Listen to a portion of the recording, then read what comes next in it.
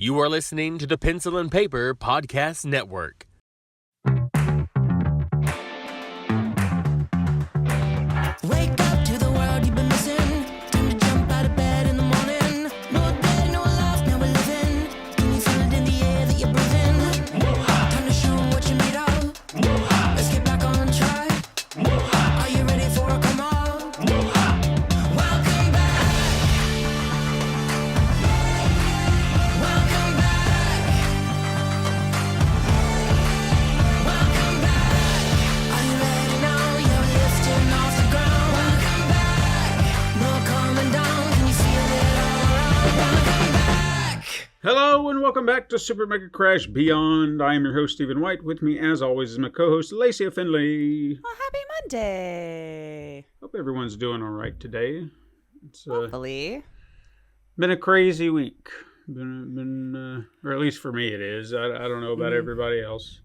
And I'm sure we'll talk about it today since our topic is about this very, very thing. So, Lace, you said you wanted to kind of have a conversation about some things.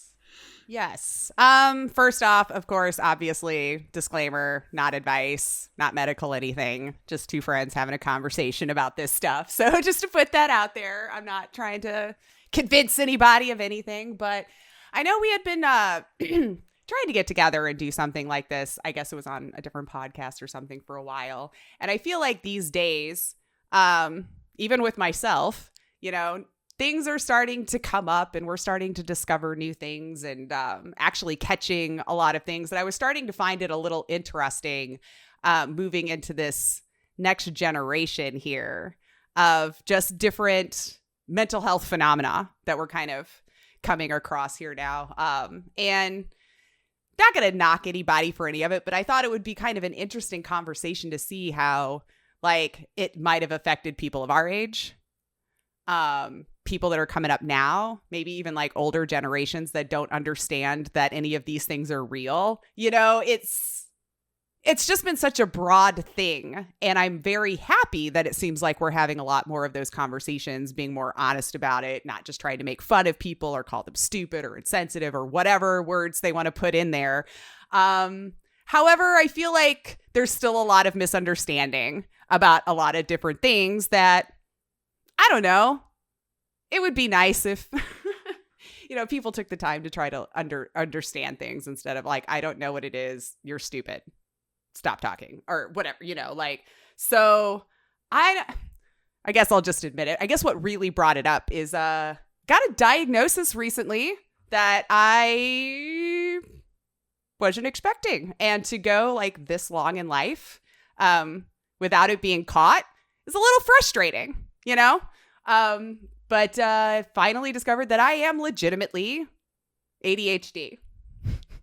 And at first, when they were talking about it, I'm like, oh, yeah, I joked about that all the time. Who doesn't, right? Oh, I forgot this, must be this, blah, blah, blah, Not even realizing how harmful that actually is overall.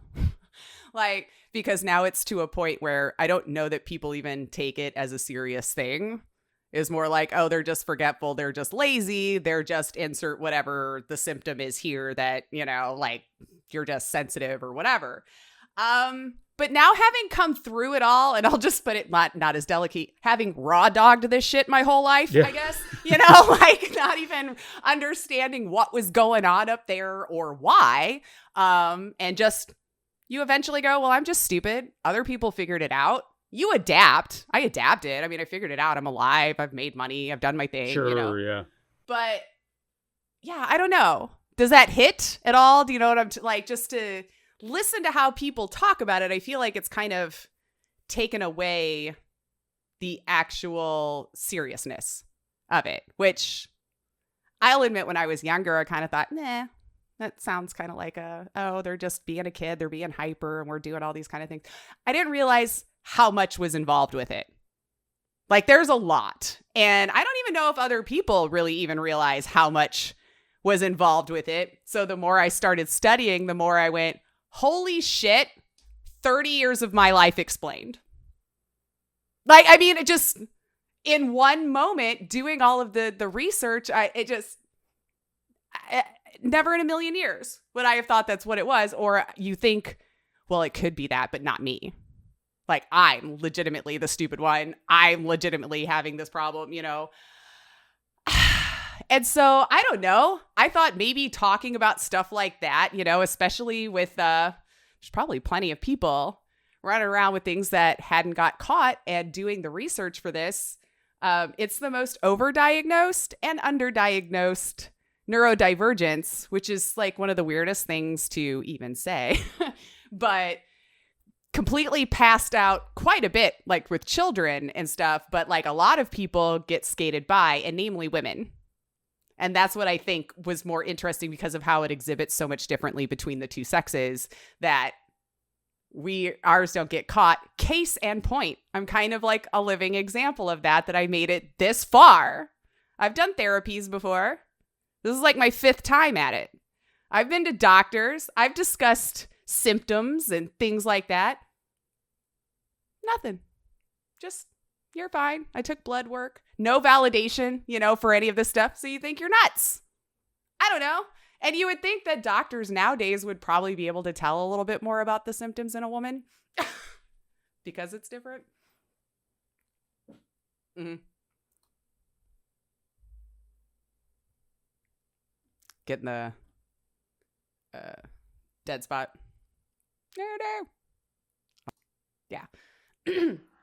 So, yeah, I just found that a little discouraging, you know, after all this time. But I don't know. I'm not going to sit here and just like vent and be like, oh, guess what? All of the stuff. But if you think about it and you're sitting there going, I wonder, it might be worth just doing, I don't know, a little bit more research after you talk to an actual doctor. I think for me, I just get tired of hearing people just blame it on a stupid thing. Right. No, I get it. And using that as an excuse, you know?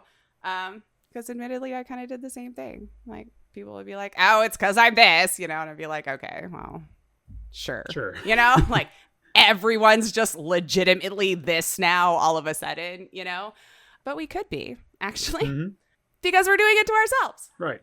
I actually did some research on that as well. But I don't know if you had any thoughts about anything before I, of course, like, just started to dig in. I've done so much research now that I'm just like, on this thing, of course, because I had to learn how to ADHD. I won't say that I've done a lot of research on it, but I am more aware of it.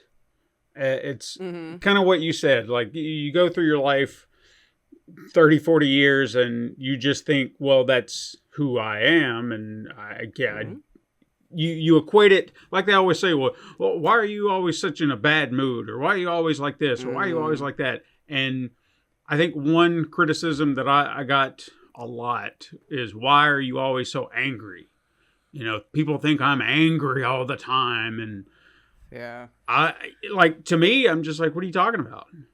I'm not angry. I'm not angry at anybody. I'm not talking to anybody or anything like that. And it's not because of anything personal. I just don't feel like talking. You know, I don't want to go. When I go to work, I come in, I go to my desk and I work, and then I go home. And I rarely talk to anybody. But if somebody wanted to have a conversation with me, I would be okay with it. But I guess because I don't actively go out of my way to do that, then I am angry at the world. Yeah. And it has nothing to do with that. It's literally just my brain and how it perceives everything.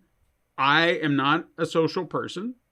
I can be. I really can be. Like, I think people who work with me who think I'm that quiet, angry person, if they heard this show, they'd be like, who the fuck is this guy? Yeah, right. Because I am chatting, because I'm talking with you and I want to talk to you. I'm actively engaged in our conversations because we get along. We have great conversations. That's what it boils down to. Now, the people at work, there are some people I do not want to converse with because I've seen enough of who they are, and I don't want to actively engage with that person. Now, there are a few other people who also actively engage with that person. I am not going to be part of that conversation because connecting with that person means I got to connect with that person. This is where my brain goes. This is where the pathways lead for some reason. There's must have been enough experiences that your brain's like, well, this is where we need to go. Yeah. This is how I've learned to cope. And I it's nothing that I can help. And I think that's the one thing that I want people to understand. And I have learned over the years, and I've tried to get like my children to understand when they have these issues, because I've had like my oldest daughter, she'll tell me, when I'm in a crowded place, I get like really antsy and lock up and everything like that. And I was like, bingo. I said, you get that naturally. I said, that's for me. It is hereditary, unfortunately. Yeah. And These I said, things are. Yeah. I'm sorry that that's how you feel, but I'm the same way. If it gets way too loud, like if you have 4 or 5 people talking and there's conversations going on, my brain is like, zzz, like, where do I need to go? Yeah. Where am I? Yeah. And literally I start to lock up. It's like my brain's like, all right, you know what? I can't listen to anything. And I start to get antsy and I start to get really aggravated because I'm trying, and my brain is trying to latch on to all these conversations going on, and I can't. And I'm just like, I'm about to blow up because I can't do this. So I've had people eventually acknowledge that and be like, are you okay? And I'm like, I have to say, no, it's way too loud. I can't. There's too much noise, and I can't focus. Yeah, and I think that's the problem. It's the focus, because whatever it may be, say in a conversation, you want to focus on that conversation, one-on-one, you and me. But if someone came in this room and started going, and we're still talking, I'm going to be going, God damn, something's got to give. I don't give a shit what it is, but something's got to give. I just need one focus. So it's little things like that I'll take note of, and I've tried to incorporate into my thinking when it comes to the way people are. I know that it gets a little trickier depending on how bad their actions are, because some are very unforgivable. Like, trying to navigate this one, boy. Yeah. Pedophiles. Yeah. Well, I feel like anybody can be unrationally angry at that, and yeah, I believe it is a mental condition. It is something they cannot help, or at least the thought processes. I feel like you can learn to adapt and not act on those things. Right. Exactly. Not act on them. But exactly. It's the best you can offer, I guess, for someone's brain that works that way. Well, I don't know. Think of it like, and we're going to get into some dark subjects here, so just buckle up or whatever. But or we'll see you next week, whichever works. Yeah. No, I understand either way. I think it also goes into, and again, not trying to equate these, so please do not take that as what I'm trying to say here, but a rapist, okay? That impulse, whatever it may be in their brain, and they don't have that control. With someone who is a pedophile, they may have that ability to suppress that urge, knowing it's wrong. That it's wrong. Yeah, they can acknowledge that their thoughts and feelings are wrong. And they can get help to try and cope with it, to deal with it. But at the end of the day, it's still going to be in their brain. How they deal with it is different. And I feel like people who have a tendency to, shouldn't even have a tendency to, rapists in general. I guess there's no way to say it. Yeah. You've lost your impulses or your control, your urges, and you just react. Now, again, not condoning these actions in any way, shape, or form. You fucked up. You made a big mistake. Yeah. So, but again, I feel like that all comes down to your mental health and how you're able to cope with this stuff. Here's something that I've also realized about myself. And I've known it's there. And I try, like, it's not as bad as some. Like, I've seen worse. But I know I have this because I notice how I do things. And I don't know any other way. Like, I just do it. And that is an obsessive compulsive disorder of some sort. It's very mild. But say when I'm folding towels or something like that, we have two-tone colored dish towels, gray and white. When I fold them, they have to go gray, they have to go white, they have to go gray, they have to go white. And then they have to turn a certain way. Like they can't all be facing the same way. If this one was folded this way and the outer flap is on the left, the next one has to be on the right. They have to be in a pattern. Same with my underwear, my drawer. They have to be stacked. There's a certain color for a day, and that's how. And if I don't wear the right color on the right day, well then everything is chaos, and we cannot have that. All right. Yeah. And I don't know why. I've tried to let it go. Like even the other day when I was folding a towel, I saw myself kind of do that where I was going to go, and I was like, I'm setting a gray on a gray. That's not right. And I was like, let it go, man. Come on. I almost think in situations like that, give your brain what it wants. What's it hurting? Yeah. Like if it's going to keep your mental anguish down, like if you're going to be the type that all you're going to think about now is that you have two gray towels sitting on top of each other in the closet, get rid of that. Yeah. Just go fucking put a white in there and call it a day, you know? Now, if it was to the point you had stuff to do and you physically cannot leave your house because you have got to get these things done, that's what I would think. Let's reach out for some coping tools and maybe get some help so it's not taking your life apart where you can't actually move and do other things because of this compulsion. But I think for something like that, I just do it. Like I've started to learn that now about my brain, now that I know that it's just going to do it. That's just how it is. So instead of me trying to fight against it, which literally hasn't worked this whole time, work with it. Yeah. This is what's going to happen. What tools can I set up around me so I can live it normally like other people who just look at things and understand what the fuck is going on, you know, where I'm just going, okay. Yeah. Sure, I know what you're talking about, you know. Yeah, just give it to your brain. I finally learned that too, because mine will be hyper. If I find something I like, I will over obsess it. There's literally nothing in my life I will want to do. I want people to leave me alone so I can do it. I want to listen to the song all day long. I want to listen to it back to back until I'm fucking sick of it. You know, like this is how, and I didn't understand why I had to just constantly OD on things that I liked. I've learned that's my brain.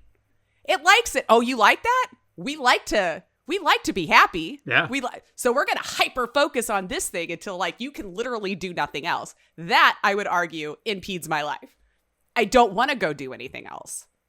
I want to sit here and be in this. Sure. And since I'm an adult and no one makes me do anything that I don't want to do, I'll indulge in it too much. I get it. Yeah.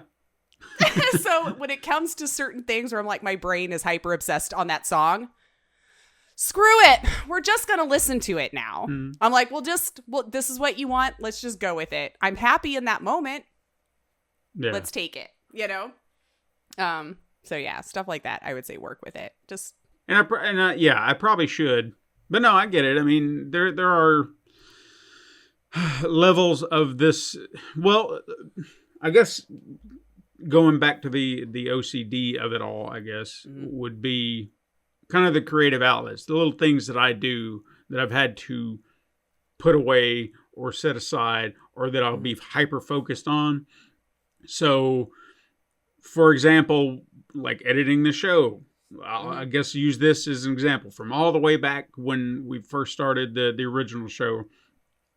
The way I would obsess on how it needed to be done and how it needed to be worked out proper, and sound had to be good, and boy, if it wasn't right, it would like just little things would just aggravate me because it was like, oh man, like the quality. And I would listen to so many other podcasters who had less quality than we ever did, but yet they're just wonderfully. Yeah, and they're doing fine. They're out there, they're pumping out their shows, they're just going at it, and I'm just sitting there going, what am I obsessing over? Like why? But it's the standard that I have. You know, I don't want to do anything subpar. If I'm going to do it, I want to do it right. If I'm going to do it, we're going to do it scheduled. We're going to do it. Everything has got to be on point. It's got to be set. Is everything. And that helps me because if I don't have structure, I will forget about everything I need to do in my life. Yeah. And I actually need you to start giving me more of a deadline on when to give you ideas, because I will do it Saturday night. Or whatever, whatever it is before, because my brain's like, well, I don't feel like it. Well, I don't feel like it. And then all of a sudden, I'm like thriving in chaos. And I made that joke my whole life, how I thrived in chaos. Had no idea why. This is why. It's that urgency where we're finally like, oh, shit, okay, we got to get a thing done. And I can hyper focus in on it and get it done. But it could have been great if I gave myself extra time. Sure. You know? Like, and I never understood why. Just do it. You like doing these things, but no, if my brain's not in the mood for it, it's like a brick wall got put in front of me. Mm-hmm. And well, let me ask you this with that brick wall, because I encounter this a lot, and I'm currently in this state. Mm-hmm. When you have focus on something, like you are hyper focused. When I on actually this one get thing. hyper focused. Yeah, you're hyper focused on this thing, and you want to get it done, and you're just like, I'm going to do this. I'm going to do it. I'm excited to get it done. I'm just ready. You're in it, and then something comes and completely puts a stop to it. Like it just. I mean, you had to get pulled away. Either you're pulled away or it comes to a dead stop to where you can't work on it, or maybe it sets you back and now you've got to redo some things. Where does your brain go in that moment? Especially if you're set back. If I'm set back, it's almost like the world just ended and I may as well have not have started this whole thing. Is like how it feels. You know, like Yes. see, there's at least this part of me that I have, my logical side still exists. Like I understand my reactions to certain things are way overblown to what the situation is. Never knew why. Like, why am I this mad and why am I this mad all day long? Because I couldn't find parking in front of my house. Why has it ruined my entire day? Sure. I didn't know emotional regulation was a part of it. So all of these outbursts over the years where I'm like, I'm just a bitch and I'm just a this, you know, why can't I calm down? How has my husband not left me? I am out of my, you know what I mean? Like all those things. Okay, now I know, you know, but yes, it's almost like it feels, if I'm in my hyper focus and I get pulled away from it, my brain is literally like, no. We want to. And but for me, I will not be able to think of anything else. That's the only thing. So if I get stopped, now I'm just sitting there thinking about it, trying to find something to fidget with, move, anything. Like what can I give you to leave it alone? So I don't know if that's helpful to you.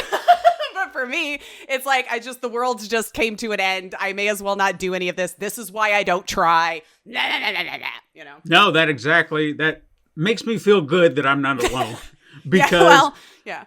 great example would be, last year or the year before when I lost my other external hard drive. And that episode of Super Mega Crash Adventures that I was working on and damn near done with. Yeah.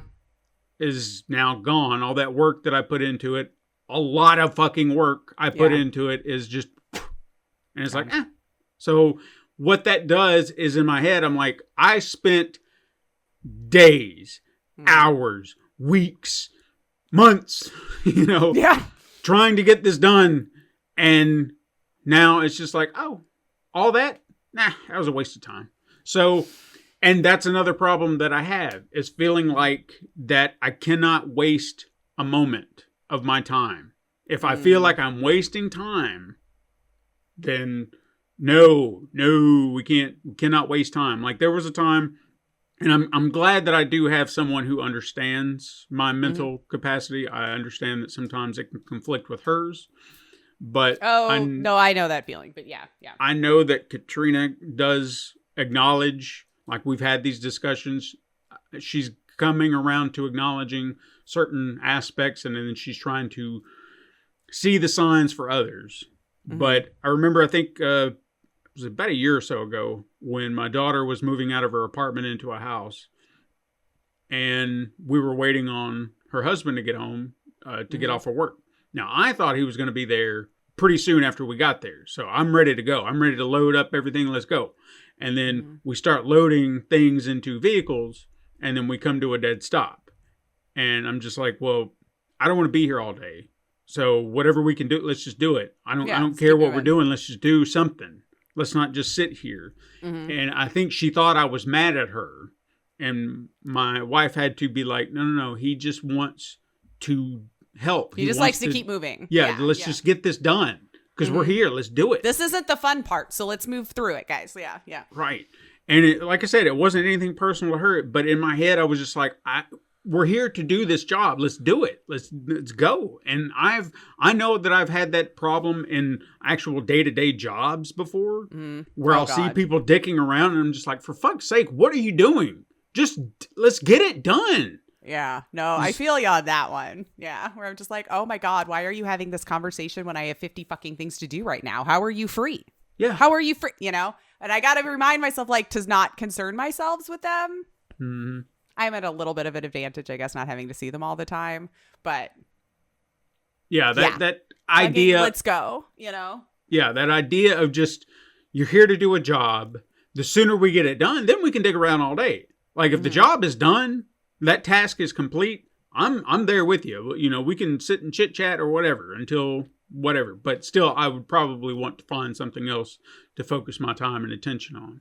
Sure. And I can't break from it. It's just the way I am. And anytime someone impedes me from doing my job, that's another problem that I do currently have at my job is someone like when it's work stoppage and you need someone to do their thing before you can do yours.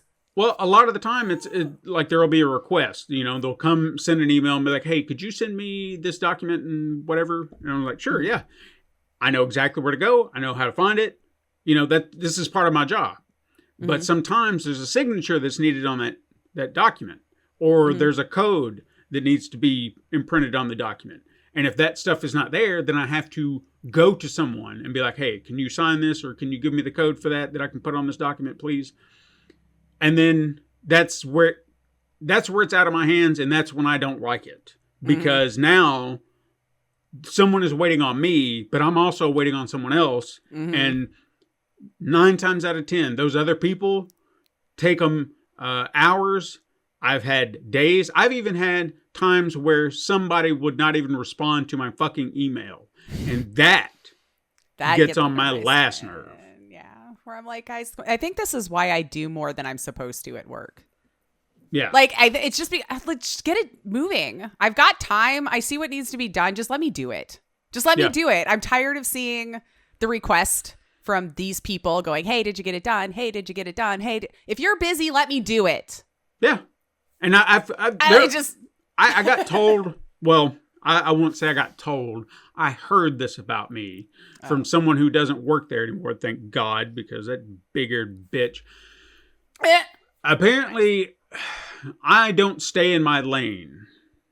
Ooh, okay. Yeah. And what that tells me is that they take offense to the fact that I'm out there getting shit done because nobody else is. So I take the initiative and get shit done. I will reach out to other people. I will go over heads. I don't care. Because I can empathize so hard with this. Yeah. Because there is something that needs to be done. And like I even did something a few weeks ago that I don't like doing it because it sounds like childish behavior. You know what I mean? Like in some degrees you'd think so, like tattletaling or something like that. But there was one of the guy that didn't respond to my emails. He's one of those people that I have to go to for some of this information. I have to. There's nobody else. And I have been frustrated with that. And I've been trying. He's no good. He doesn't ever respond to anybody. And he gets very confrontational over nothing. It's just like, dude, I just need a set of letters and numbers. That's it.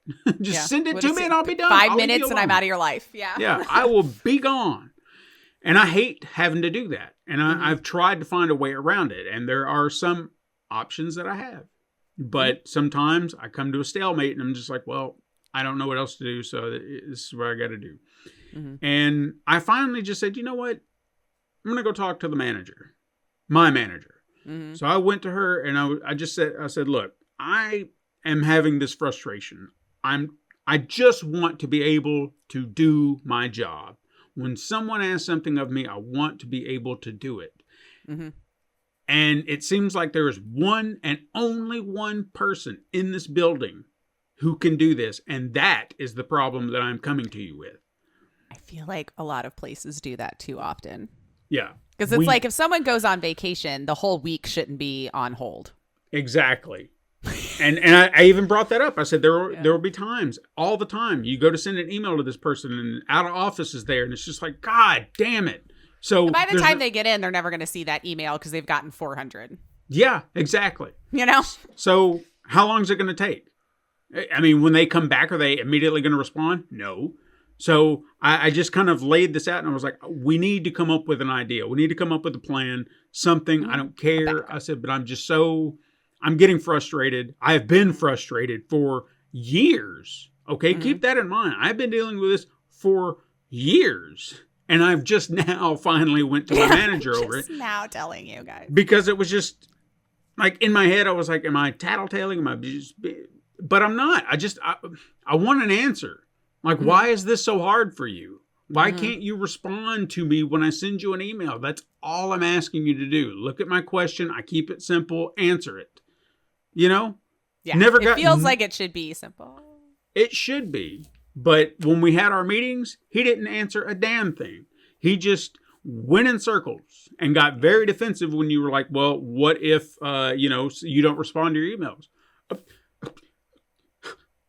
Like he just couldn't get a word out, and it was like, you know what I'm talking about. Well,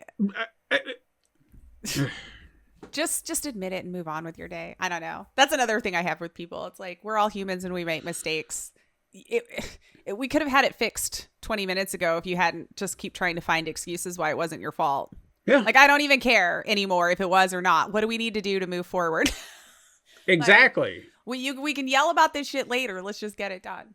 But yeah, I don't know. I feel like some of that,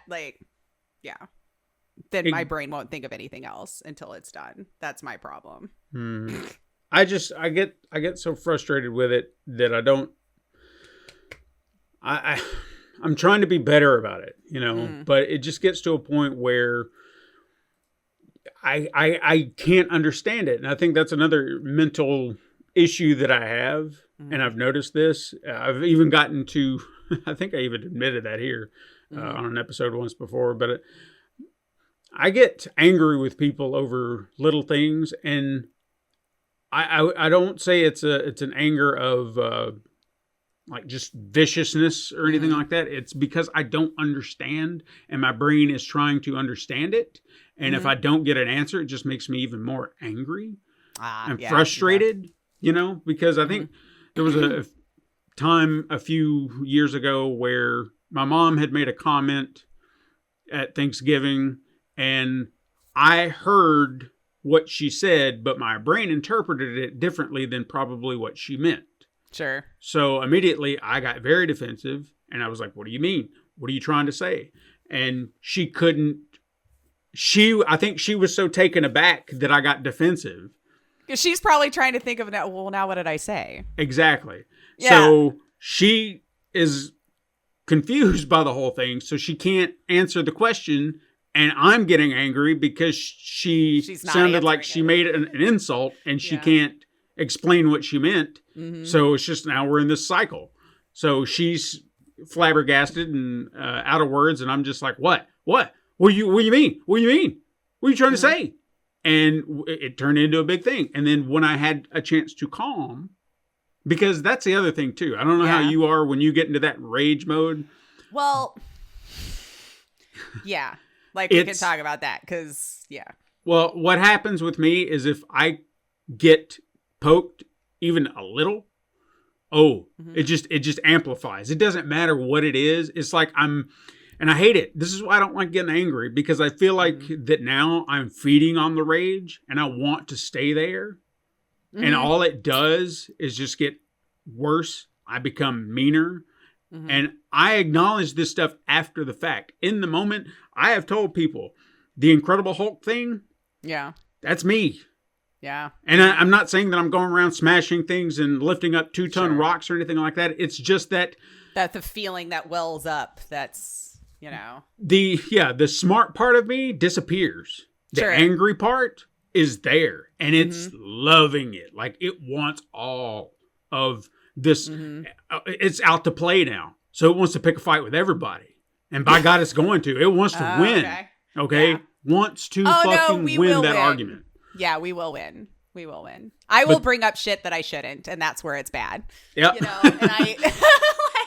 and no, and it would be something small, but or it would start small and then escalate because, you know, I would take it wrong or something, and then I would I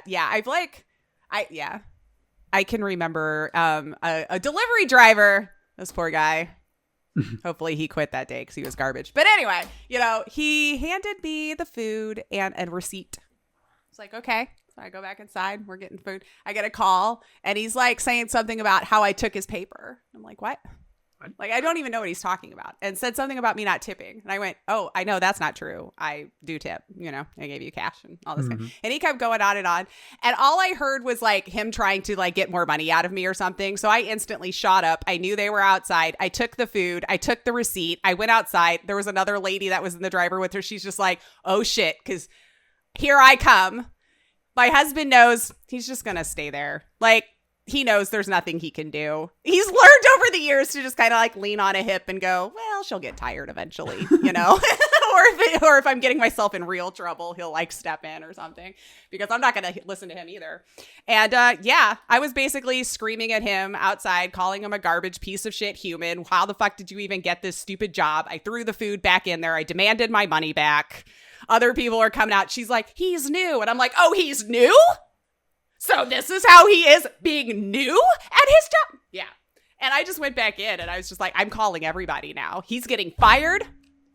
My brain no longer had any sense. None whatsoever. And that's only one out of probably a billion examples I could pull without even thinking. So yeah, it's not pleasant. And then I will sit like that the rest of the day. Yeah. Oh, coming down That's off of my that. problem. Is like, and that's why I was always so upset about the emotional roller coasters, because that was one of the things I wanted to figure out. I'm like, why? Because once I'm at an 11, I'm there. That's where I live. And I just got to wait till whenever it decides we're done. And that's all I can think about. And that's all the thing that's going to be there. And there's been so many times I remember just looking at the hubs. I'm like, I don't know. I'm sorry. I don't know. I know it's not a big deal. Logically, I know it makes no sense to react this way. I got nothing. I don't know why. Yeah. Now I do, you know, didn't realize that was a part of it. Like just losing your mind and not being able to understand like what even the emotion is, like Sure. why. And that's why we can't regulate because we don't even understand why. Or at least now that I've learned that about myself. Like if I could learn the why and what to name the emotion, apparently I could start to learn how to like regulate it back down. But for now, I'm just like, it's just mad, right? It's not deeper than that, is it? Sure. I don't know. No, it's. Yeah. I don't. That's why I said I don't like being in that mode, and I will avoid it if I can. I remember, and I'll at least take a responsibility. That's the other thing that I'm at least glad that I can do. Oh, sure. Is yeah. once I'm calm and I can really think through all the garbage, because the anger, all it's doing is jumbling that stuff up. And like I said, sure. You can't the think brain, straight. Yeah. yeah. Once the brain goes fuzzy, it's like the noise thing. Once it all goes fuzzy, you can forget it. All logic is out the window. But once I can calm down and think about it, then I can be all right. I mean, there have been times that, Katrina and I have had, shouting matches, and then in the moment, something happens, or we've had a moment of where we just stopped, yelling at one another. And I've had a moment for a little bit of clarity. And it's They had the clouds parted just a moment, like shit. yeah. And it's Yeah, like, there God we damn are. it. Okay. So I see what I've done wrong. I know what I need to do to navigate this. There was a time a few years ago, a work thing, added to all, the son of a bitch who wouldn't respond to my emails is one of many people in this story. But there was a week where someone asked me for something, and then I was trying to get that done, couldn't get any responses. Then same day, another request came in for a different thing, tried to get help, no one would respond. A third thing came in that same week, trying to get it done because they're on a time crunch, asked for help, no one was helping, and I got so fucking angry because it was like, what is happening this week?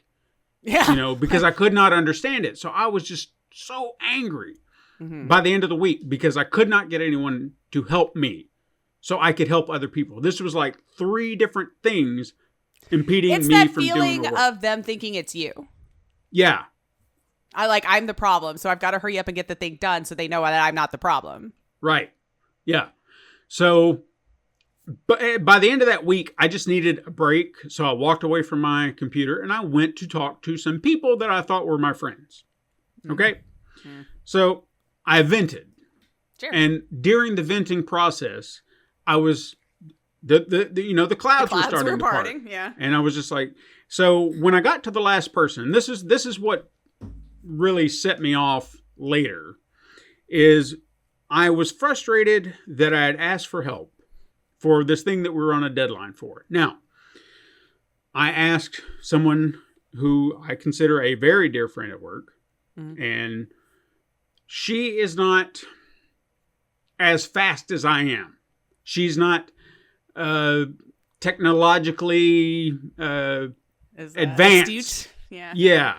So what we were trying to do is we were trying to move files from one web page to another. Like they were shutting down the SharePoint that we had and they were moving it all to a new one.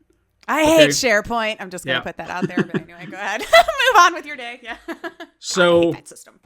when this problem arose, I came up with a solution. I was like, all right, so what we could do is we could download all these files, put them on to our main L drive. Then we can shift them over to, or like upload them, re-upload them to the SharePoint. And this can work. I know this. And I showed them all how it can be done, how it's going to take some time because you're going to have to download each file individually. That was the biggest problem. And this is where I had concerns because it was like, I'm going to have to do this. And it's going to take me forever because there are thousands of these files, and each one. And you probably have a individually. Dell laptop, right? Yeah, so So Dells are garbage, and it's going to take forever now. Yeah. So I was trying to figure this out. So I went to the other side, and I was just like, "Hey, would y'all mind? When you have free time? I know you're kind of working on stuff out here, but when you have free time, if you could just download to this folder and everything, I'd appreciate it. It would really help me out." And they were like, "Oh yeah, sure." Not as many. You'd see a few here and there, but it wasn't like me. I'm going through pages in minutes. At least I hope you recognize, because I finally had to over these 3 years myself, that we work different.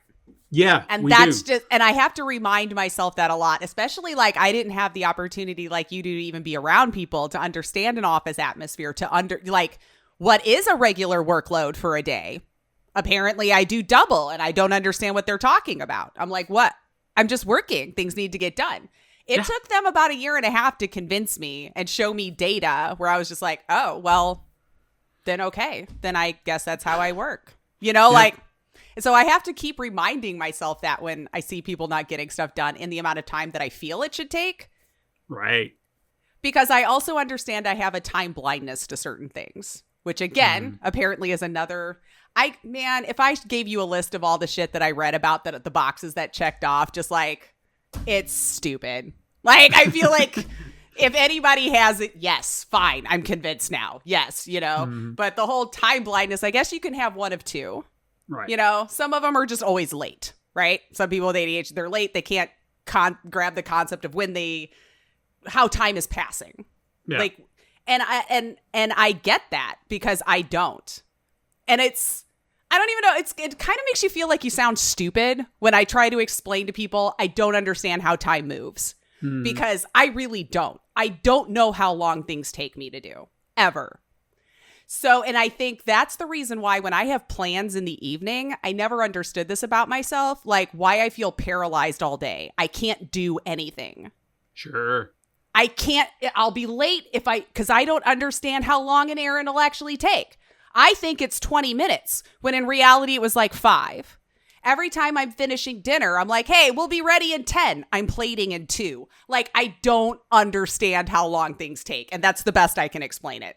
So I try to keep timers to like try to at least put it in my brain. Like, this is how long it should take, even though you felt like it was 2 minutes ago or a year ago. Mm-hmm. There's shit I thought I did 2 weeks ago. He's like, aren't you talking about in like 2019? I'm like, oh my God, I don't know. When did I do the thing? Yeah. When did that happen? So yeah, I don't. So when they're telling me I move fast, I do all this, I'm like, if you say so. Like, I don't. It took me 2 minutes. I don't know why it takes you 10. But I don't understand time. I just know it keeps dragging me along. That's all I know. That's all I know. There are times things move way too fast for me, and there are other times where I'm like, why has this hour taken 10? Sure. No, I know what you mean. There's just no concept in there of how it works. So that's my issue, but it pisses me off because, like, logically, you have 6 hours before you have to do this thing. There's so much you could do in 6 hours. But I'm paralyzed and I can't do shit. And it sucks. Like, I literally can't make myself do anything. There's that wall I'm talking about where it's just like, I don't know how to, you just don't know how to push forward. And I don't know how to explain it better. That's where people are like, you're lazy. Like, maybe? But I have this paralysis that happens, especially with choice. I think that's why this new day and age, like, made me feel even more bonkers. Because I didn't have all these choices when I was a kid. And then you sit me down in front of Netflix and I will flip for an hour before I'm like, I got to give up. And I walk away. Like, I can't make the choice. You've given me too much. No, I get that. And he always made fun of me for it. He's like, well, why don't I just pick the movie? We'll be here an hour. I'm like, you should. You should learn by now to just do it. And now that I know that's why, I'm like, you need to give me 3 options then, and I will pick from there. Like, now that we know, my brain is going to look at that and go, nope. We don't know which thing to pick. We don't know which one's the right call. We don't know what we want to watch right now. Even though logically I could just start a movie, and if I don't like it after 20 minutes, I can start a new one. But no. Not in that moment. I got to pick the right one right then. Same reason why I can't get large shit cleaned.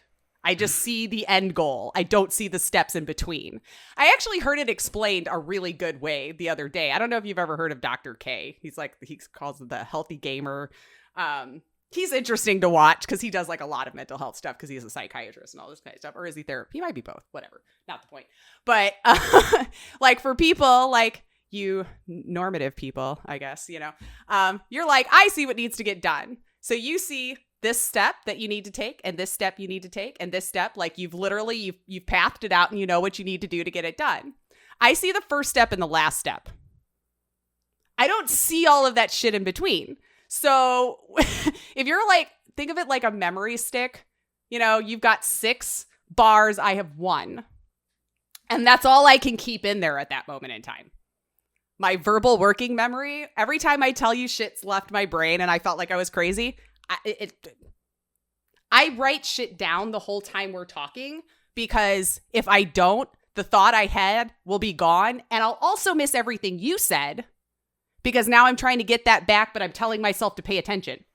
Right. And now when I have 40 things going in my head to do that, I've missed everything you've said. Your voice goes up like it was a question, and I'm like, shit. That was probably something I need to respond to.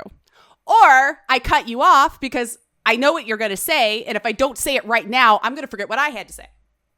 And then now I'm rude because I just interrupt people all day long. But I don't want to interrupt you. So now I tell myself to concentrate and listen to you. And then I've lost everything I wanted to say. It's just this constant battle in here when I'm having conversations. You should understand when you're like talking and I'm trying so hard and I know what your point is. My brain, it feels like it's doing a plank for like 20 minutes, trying to like hold that thought, and I can't do it. And it's torture. Funny enough, you did that just now. I did. See? And I'll notice it after I've done it. But that's good, though. But that's good, because you just proved the point. Because I was mid-story. You had a thought. And I'll let you have it. I'll let you have it because I was like, all right, nice. she's going somewhere. And I do that on purpose because I feel like I need to let her have this because she had a thought. And I've been there. Now, mine is not as bad sometimes, but there are times something will come into my head when you're talking. I'm like, ooh, I got to bring that up. And then I'm listening and I'm like, hang on to it. Hang on. And it starts to slip away. And then there are times it goes and I'm like, well, fuck. Mm-hmm. Hopefully it'll come back past around. It now. Yeah. So, but no, you proved your point, and I'm glad you did that. Like, I'm so glad you came back around to that whole thing and proved the point. It's a problem for me, and I know that. I know it, but I don't know it sometimes until I've done it. And usually it's when I see you want to hear another funny thing that all of you will go, "No way." One of the questions I was asked when we were going through this whole process was one of them was like, "Do you finish people's sentences?" And I'm just like, "Well, if I know what they're going to say." Like, to me, that made perfect sense why I would do that. And then she's like, "Do you are you able to sit and do activities quietly or with other people?" And I just laughed. Quiet? Me? I'm like, "Really? That's a part of it too?" She's like, "Yeah." And I'm like, "Well, nope, I am not a quiet individual. Never been a day in my freaking life." I just thought you all would appreciate that story because of how many times I've blown all your eardrums out if you listen to me streaming because of how loud I was. Yeah. At least now I can be like, it wasn't my fault. Well, I'm gonna finish the rest of my story. Please do. Because you write down what I was. No, it's fine. It's fine. So where I was saying that I had to go vent to try and get that week out of my head, and I was like the two people that were really pissing me off. Like, I let them have it. Like, when I was just sitting there talking about it, I was frustrated. And then when I rolled into the other one, like I said, the other person I was frustrated with or thought I was frustrated with, dear friend, love her to death, okay? And when I started to talk to these other two individuals, I knew in that moment as I was talking, like I said, the clouds were starting to part. And I started saying, it's like, I know that she's not as fast as I am on what I do and things. So, you know, I'm just like, I was talking it out in that moment. Like, the frustration was still there. Yeah, frustration was still there, but I was just like, but I know, so I shouldn't be mad. I shouldn't be upset. And I just, and I did. I avoided her because I was angry. And in my head, it was, I don't want to be angry with her. So I'm going to stay away because I feel it. And I don't want to say anything that's going to hurt her feelings or be mean to her because she does not deserve it. So I knew that I didn't want to be angry, but I couldn't get it to go away. You know what I mean? And I think it was just compounded with all these other things. She just got mixed up in it. Like, if all that other shit. It wasn't about her. Right. It was just like yet another frustration, yet another person not helping me. And it just, she got drug into it, sucked into the black hole. So, like I said, as I was sitting there talking about it, I knew I wasn't mad. And I was like, all right, just take the weekend, calm down. And then I'm going to have a talk with her on Monday. Because she's probably noticed that I haven't talked to her, that I've avoided her. She's going to, she'll take note. And she did. She knew. Well, if you talk a lot, it's probably noticeable when you're not. Yeah. Mm-hmm. However, those two that I thought were friends of mine went and told her first thing Monday morning that I was back there, you know, shit talking her, which I was not. I was just going to say, were you shit talking or? No, like I said, from my memory, I expressed my frustration, but then as we were talking about it, I talked it out in my head and was trying to explain I'm not really mad at her.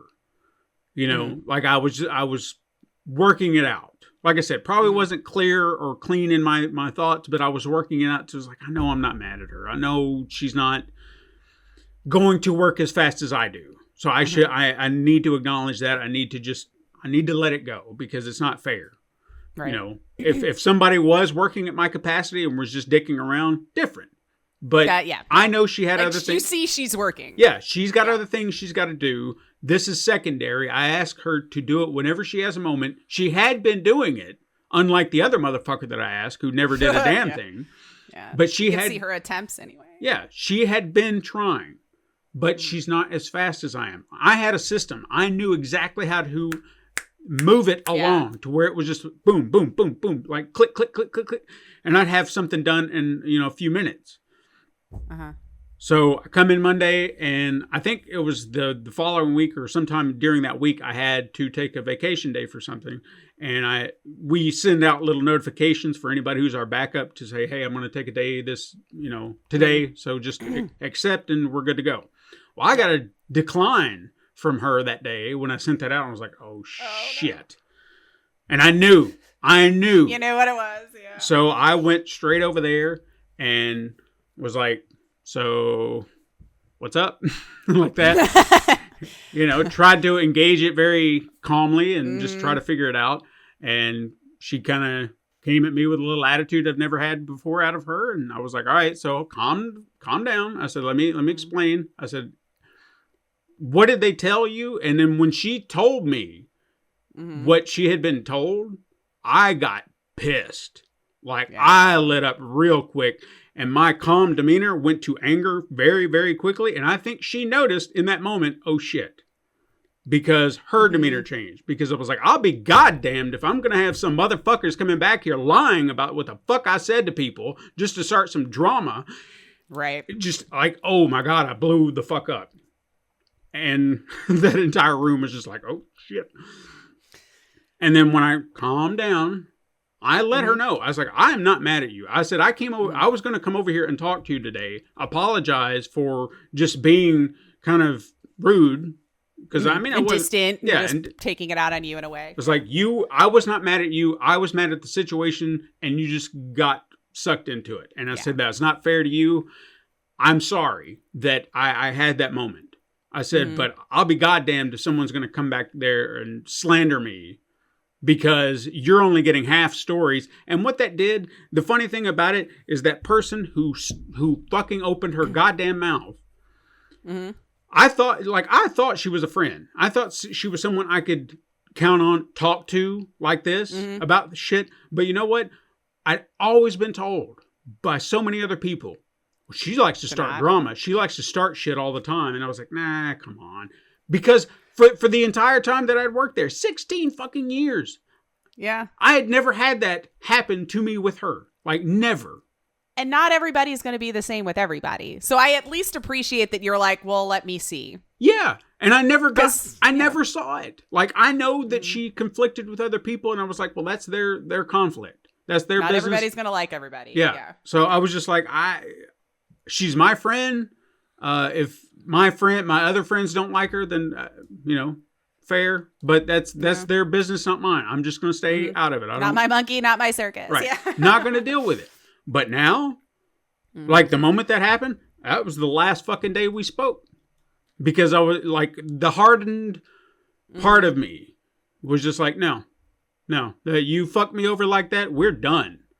Yeah. Not going to have a shame on me situation. Yeah. For the second time. No, I feel that. I usually kind of do that too. Like, I'll cut you off after it's like gotten to a certain point, especially if I feel very, very like, it felt like it was a little unbalanced in my favor. And I try to look at things logically because, again, like you and I both, I know my attitude. I probably did something. I probably said something. I don't know. Probably. Yeah. I always just start there. Like, I'm probably guilty. And then my brain tries to figure out why, which is probably not a good spot to start in because I'm not always at fault, but I default to it being my fault. Like anything that was missing at work, I'm like, oh shit, what did I do? Even though it wasn't even mine, but I'll search everything to see if I was the one who screwed it up. Yeah. I just instantly go, I screwed up something, find the evidence, Yeah, I don't know. I feel like I would have been very pissed about that. I was. So. It felt like, now what it did for me is it reinforced that I have a good friendship with the one lady because she, she even admitted to it. She was like, it really did. It hurt. She's like, I think very highly of you. I really like you. And I just, you're my friend. And it hurt to think that you were back there saying that about me. And I was like, and, fair. I understand. I can understand where your pain is coming from. That was never my intention. I said, I was not going back there bad talking to you. I was like, I was trying to work through my anger. And I realized in that moment, and I said, I never said anything bad about you. I said, and that's the part that's really frustrating me about the other bitch. And I don't even understand why people would want to start that kind of stuff. Like, you've got to see each other every day. You've got to work together. Why make it awkward? Don't know. Why make it that way? Yeah, I don't know. And maybe that just comes with age. Maybe.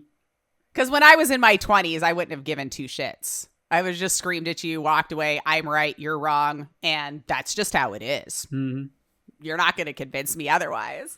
I do appreciate that at least as I got older, I could start to go, oh, some of it is my bullshit.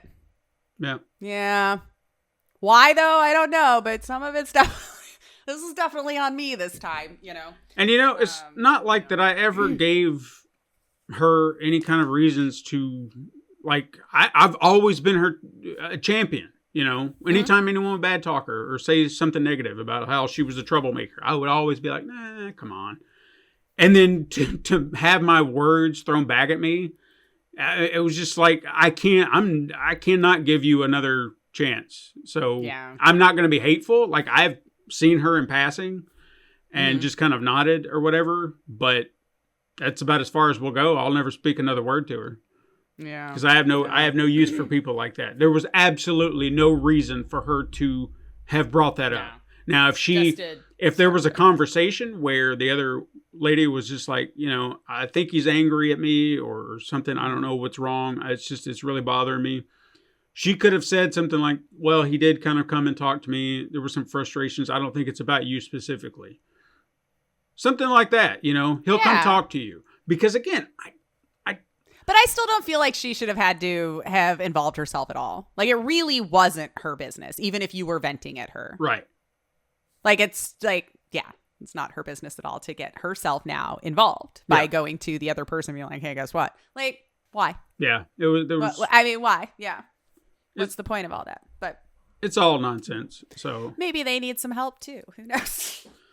Because I don't know. I kind of feel like a lot of us probably need more of that support, especially in this day and age. Because I mean, we've got to acknowledge that we've had a rough 4 years. Mm-hmm. Like, life was a lot different and shit got strange. I've seen to a degree that of shifts over the decades. Have you thought about that? Because I think we are definitely in an interesting time frame. I think, like, us especially. I don't know. I guess I'm considered elder millennial at this point. I don't know. I feel like they keep trying to swallow up more and more years, expecting me to be able to, I don't know what's the word I'm looking for. Connect with somebody who was born in like 95. I feel is stupid. I feel like you cast too wide of a net there. Right. To the point where I didn't even know what millennial was until, like, I don't know, 2010 or something. Like, I read some newspaper article that said that was going to be the year more millennials like entered the workforce. Maybe it was like 2000. I'm like, what do you mean? They were born in 2000. Like, this is what I thought. They're the millennium age baby. They moved. No. I was like, oh, really? Really?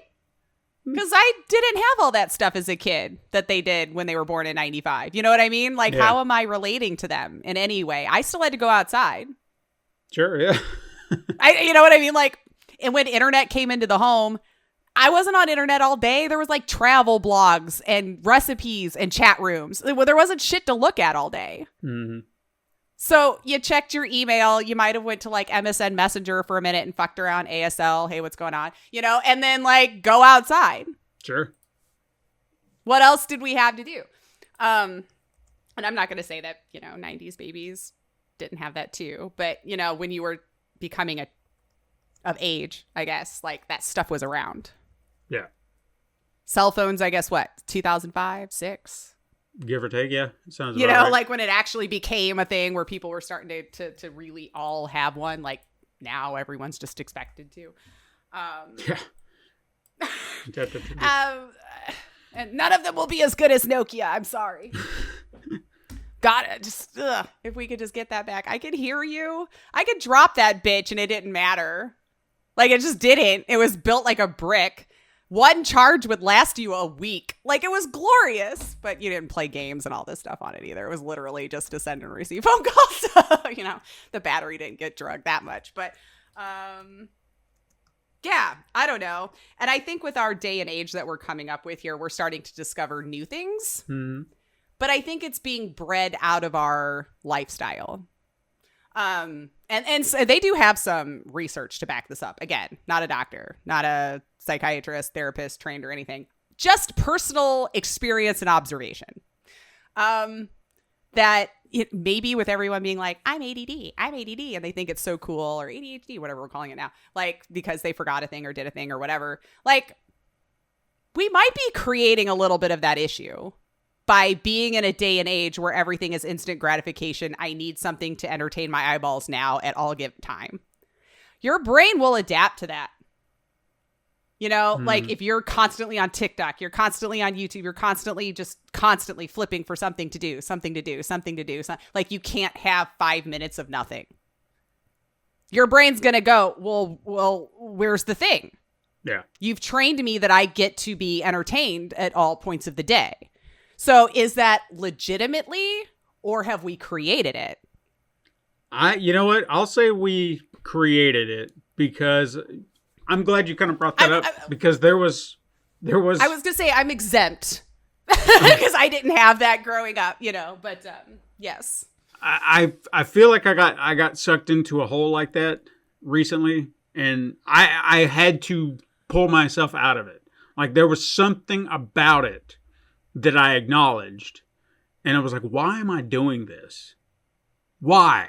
Like trying to reconcile in my brain, why is this important to do?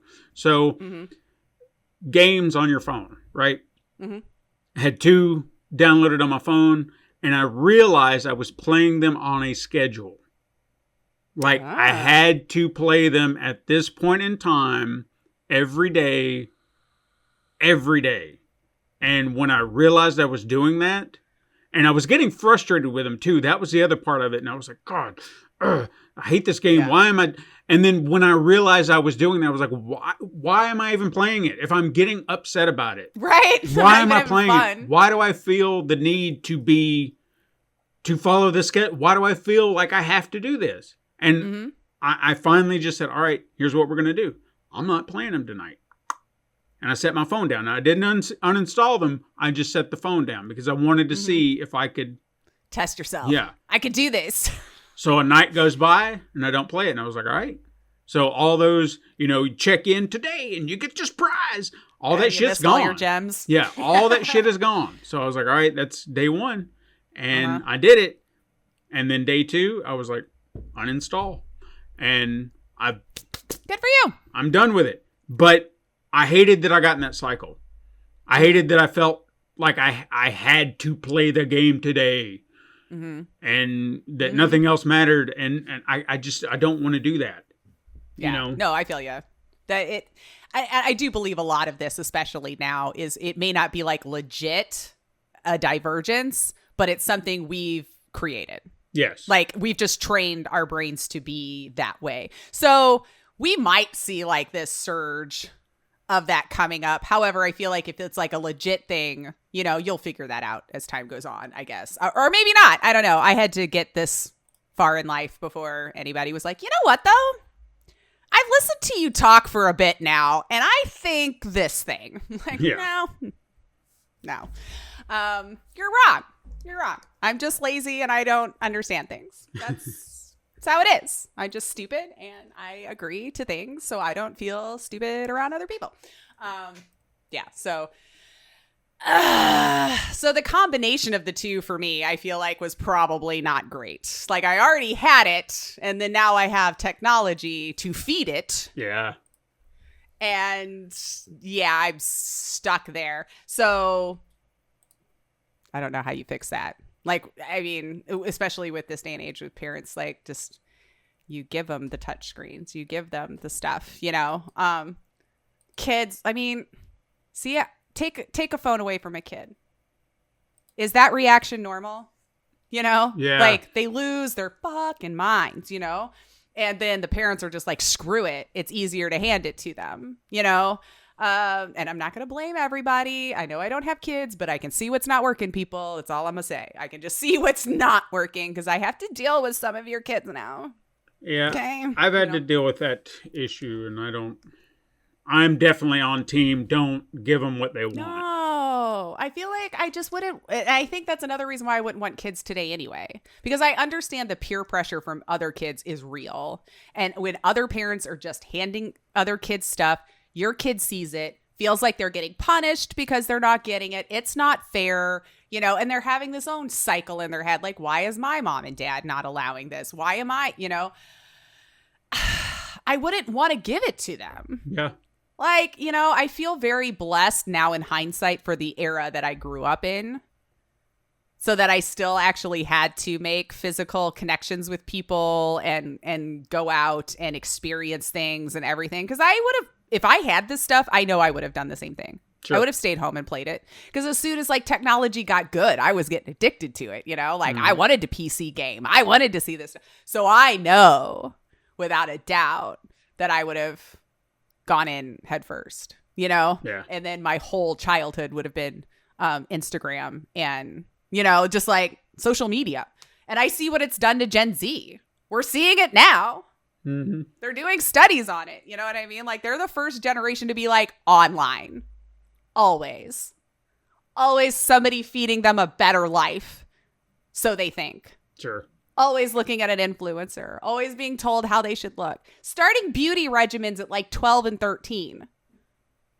And then wonder why they look 30 when they hit 19. It's like, that's actually why I started doing the research on it. Because people kept saying that Gen Z is the oldest looking generation in a while. Like since like, you know, 50s or whatever. And I'm like, what? Yeah. No. The evidence they showed me, I'm like, oh shit. All right. So all the stress and all these beauty things they were doing for their collagen for their face, when you didn't need it, because your face is still full of fat and taut and all this kind of stuff, you're aging your face quicker, you know? I don't know why ever the whole excuse for all of them, but it is an interesting thing to look at. Sure. You know, kind of a little after that. I don't usually watch Jubilee. But every once in a while, they'll have like a group of people that sounds interesting. And they did one the other day where it was millennials and one Gen Z. And you were supposed to try to figure out who the Gen Zer was, you know, with them talking and asking questions or whatever. I got it wrong. Like when the kid stepped forward and said he was Gen Z, 35 at least is what I would have given him. And he said he was like 22. And I'm like, holy shit. Wow. Like I got it wrong. He looked old. So I'm like, all right. Well, not old, but, you know, like he didn't look 22. Older. Yeah. But I mean, what does ages look like, I guess, in reality? You know, like I don't know if we even understand what an age looks like, you know? Like I think you look in the mirror and you compare to what you look like at your age and you feel that sounds right. Sure. Because I'll look at a 12-year-old and think they look 6 or some shit, or I see a 21-year-old, they look 15. Or now I guess I see a 22-year-old and they look 40. Like I don't understand. You know? Like, I don't know what you're supposed to look like. And I don't think that has anything to do with my brain. I just think we just, as a human race, we're like, I don't know. This is what people look like when I grew up. So that's what they're supposed to look like, you know? But I mean, you're definitely hitting on a point where, I mean, going back to wellness, yeah, I mean, this is what they're being fed now. So now they feel like, and it's no different than what we had to look at when we were growing up. You know, women had to be a certain size and certain shape and a certain build. Men, same way. You had to be this big buff action star and you had to look good and you had to be gruff. And although I would argue, I think men have it worse now for that. they do now, yeah. Now. Back then, I don't feel like it was bad. Yeah. Yeah. But interestingly, because I guess with all the superhero stuff these days and everything, like you see way more cut dudes. Back then, cut just meant good arms and a flat stomach. sure, yeah.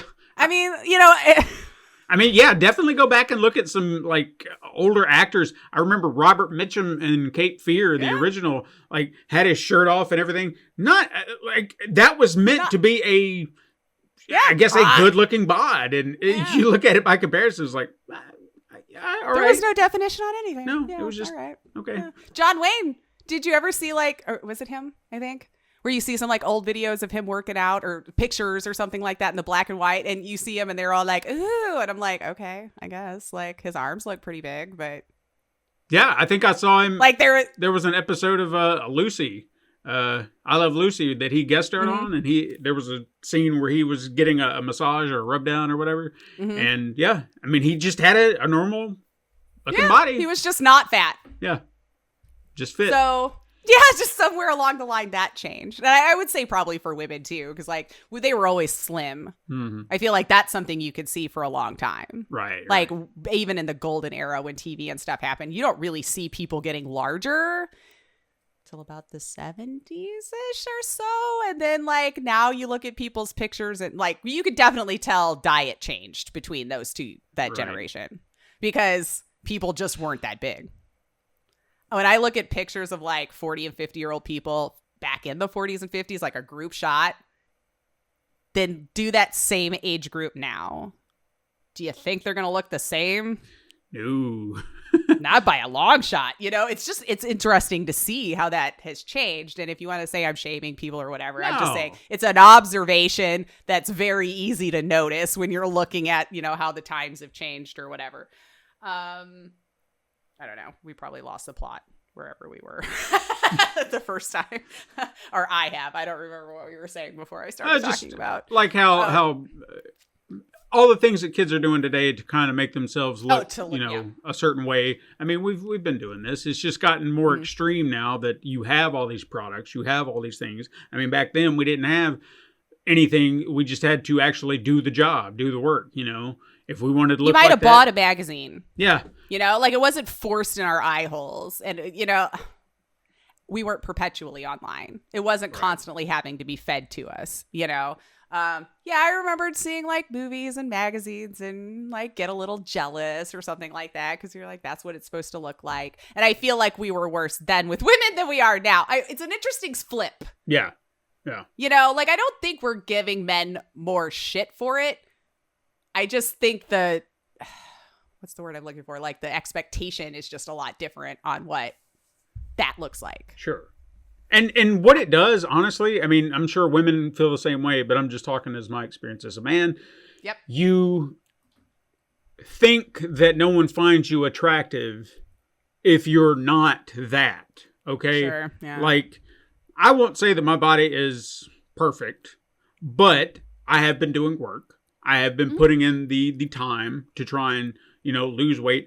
And I even want to touch on that too, is where, people of different sizes. I know that we have more body positivity in today's day and age, which we did not have back then. And it's so funny when you go back. Oh, no. That would be the joke. Exactly. That's what I was going to say. Yeah. You go back to movies and TV shows from a certain period, and I'm not even sure where the cutoff is, but there was just a certain point where you're the fat kid. You got to get picked on. You have to eat all the time. That's your gimmick. That's your thing. You're just the fat kid who just has to eat all the time. Because it was rare. Yeah. I mean, back then you didn't see the kids as large as they are now. I feel bad for them. You've stolen their youth. I'm sorry. I feel that's child abuse, but whatever. But let's move on to what you're saying. But I will argue that that is a coping mechanism for whatever they're dealing with. The adult, yes. Yes. When I see it on a child, that's when I'm like, the kid didn't make those choices, what they got to eat. Right. No, I agree. Now, but I understand. I hear you. I wouldn't say that I would, I know I have that in me. I have had that in me a long time. Do I blame my parents for not controlling that? No, because they did. Okay? This was something in my head as a coping. Were you a smaller kid? No, I mean, I wasn't a big kid either. I was somewhere in the middle. I was a little chubby. I was definitely a fat kid. I honestly feel like that I eat, or when I overeat, it's a coping mechanism. Sure. Great example. Without getting into deep details, last year was a very stressful year for me. The entire fucking year. Okay? And what's funny is you can see it, I have a weight tracking app, and you can see a trend. From the moment the stress started to the moment it ended, my weight went up. I gained at least 10, 20 pounds. Didn't realize what was happening. I just kept seeing my weight go up ever so slightly throughout the year. And I was just like, what am I doing wrong? What am I doing wrong? But then when I look back on what I was doing to cope with the stress, I was drinking heavily. I was eating more. I was just doing all these things because it was the only thing kind of bringing me joy of sorts. Yeah. Well, for the moment, Yeah. It was just something I need something to feel good, so let me grab that candy or let me have another drink or whatever it may be so I can just forget the stress and hopefully forget it. But the stress was always there. So the weight went up. Since that stress has been gone, I'm not drinking as much. I'm not eating as much. And now my weight is coming down. In fact, I was even struggling to exercise regularly like I wanted to. And since that stress has been gone, I'm doing it all the time now. And I'm just good for you. It's fun. It's funny that is a block. Yeah. But and what it does to prevent you from doing the things that you're wanting to do, but you're so stressed out, you're exhausted, and you're just like, I don't feel like doing anything. Mm-hmm. And you struggle to do those things that you want to actually do, and it's funny because there's a complete difference from where I was this time last year to where I am today. And I hate that I had to get there, but at least I can acknowledge these things. So when you have the people who are eating all the time, and when they say don't, body shame fat people or anything like that, yeah, try to understand I don't why think you exactly. should body shame anybody. No, to be I- fair, yeah, no. like, no, I don't want to shame you for that. Totally get that there's got to be some sort of mental block or something there. You were taught somewhere along the line that this helped comfort you, and that's what you know. Right. And your brain will always go back to the easiest thing it thinks it can find for comfort, and we're just humans trying to get by, so you lean into it maybe a little too much or whatever. I just don't like the whole it's fine attitude that we have, because your health does suffer. I don't know who that's going to offend, and I'm sorry if it does, but it's like, it's just the reality of it. I'm not going to shame you for being overweight. I'm not going to make fun of you. I don't even think you're stupid or it makes you less than or less intelligent or anything. I do think it's going to shorten your life. But what you're saying, I mean, that's exactly what we were just saying. They are coping with something. Mm-hmm. Perhaps they have not identified what it is. Perhaps it's something they have any control over, and they are having to deal with it on a regular basis. They can't understand why they're doing it either. Exactly. So they're in this cycle to where their health is suffering, but it's suffering because they're trying to manage their mental health in some way. So it's counterintuitive. And so we're not making fun of anybody. We're not shaming a soul. We're saying that we understand that it's a cycle. And when people are trying to get you to better your health in that situation, it's not easy. We can both attest to this. Yeah, it's not.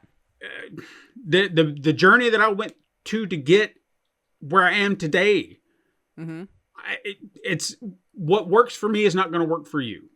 And I took an extreme route.